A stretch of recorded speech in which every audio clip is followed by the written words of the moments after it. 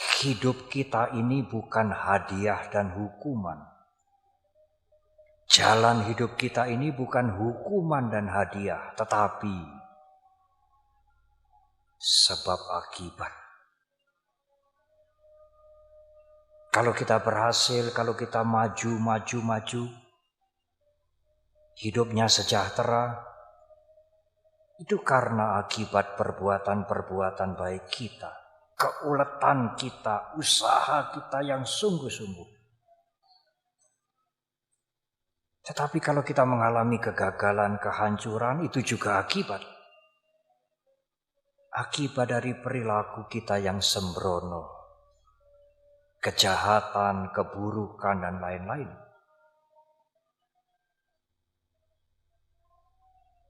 Menurut ajaran agama Buddha, tidak ada hadiah, reward, tidak ada hukuman, punishment, tidak ada. Menurut ajaran agama Buddha yang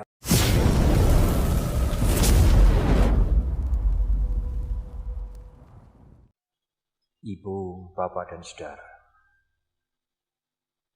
jauh sebelum Guru Agung kita dilahirkan, jauh sebelum Siddhartha mencapai pencerahan, mencapai kebudaan, manusia pada umumnya berpikir, kalau dia mendapatkan keuntungan, pekerjaan yang lebih baik, kehidupannya maju, pangkatnya naik, makmur, orang kebanyakan berpikir ini adalah hadiah, blessing, berkah dari makhluk yang tidak tampak, Maha Kuasa atau Maha Brahma dan lain-lain. Tetapi kalau kita mengalami musibah,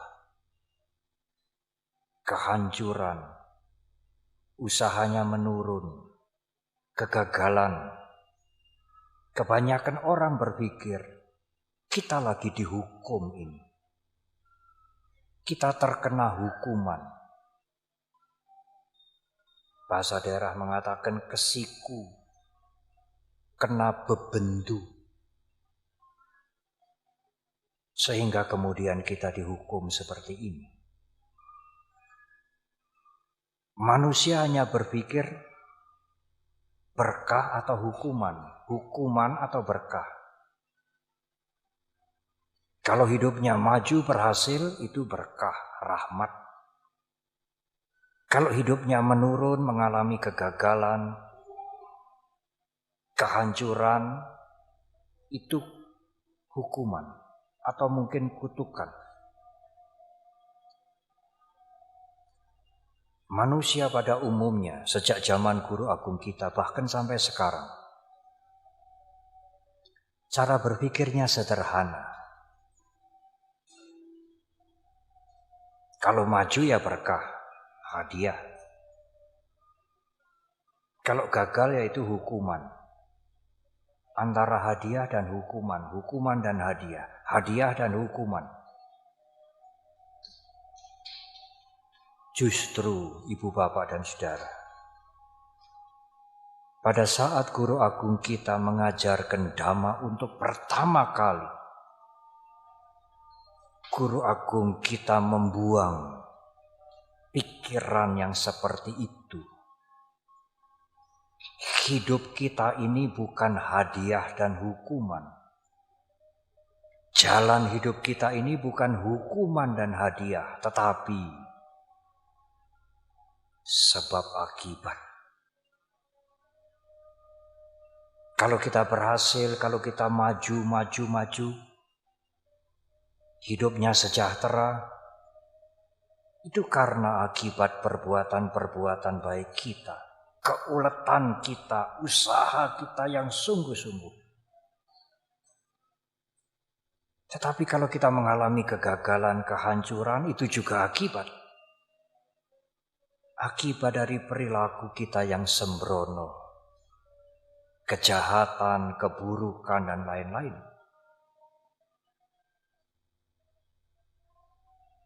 Menurut ajaran agama Buddha, tidak ada hadiah, reward, tidak ada hukuman, punishment, tidak ada.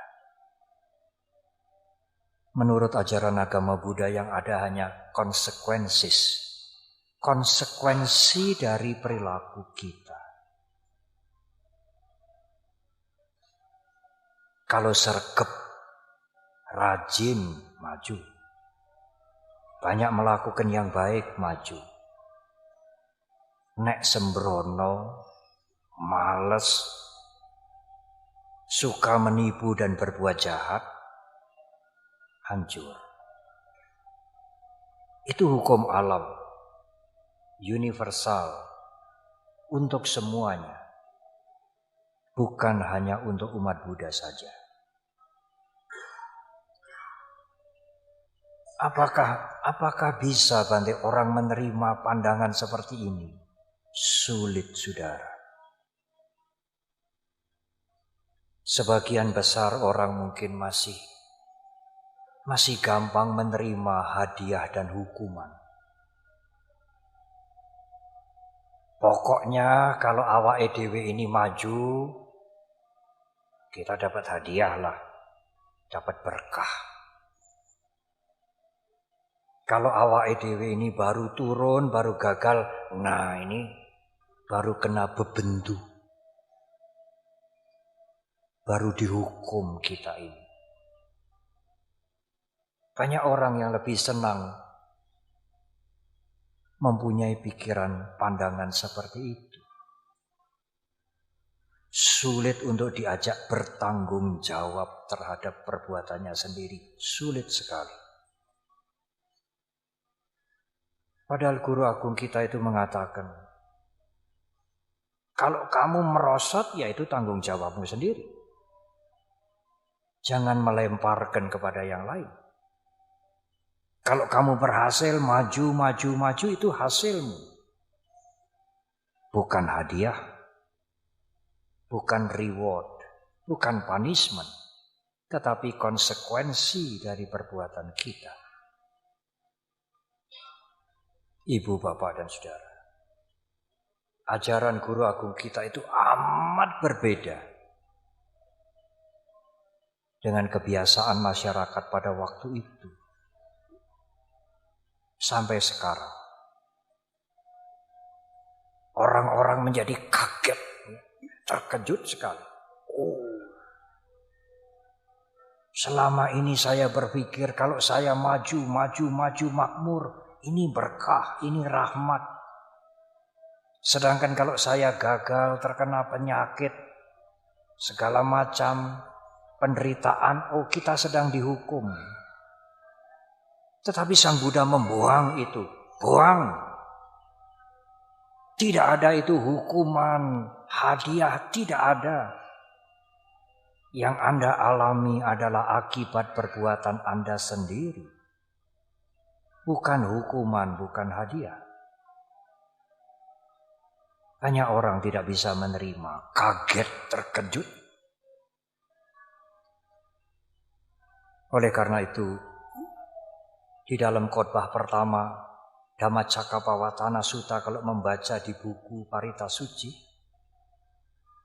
selesai guru agung kita memberikan khotbah, dikatakan, Dasa sahasi loka datu sangkampi sampakampi sampawedi apamano caolaro obasoloke patura hosi atik kamewa dewanang dewanubawa. Artinya, selesai Sang Buddha membabarkan khotbah yang pertama itu, 10.000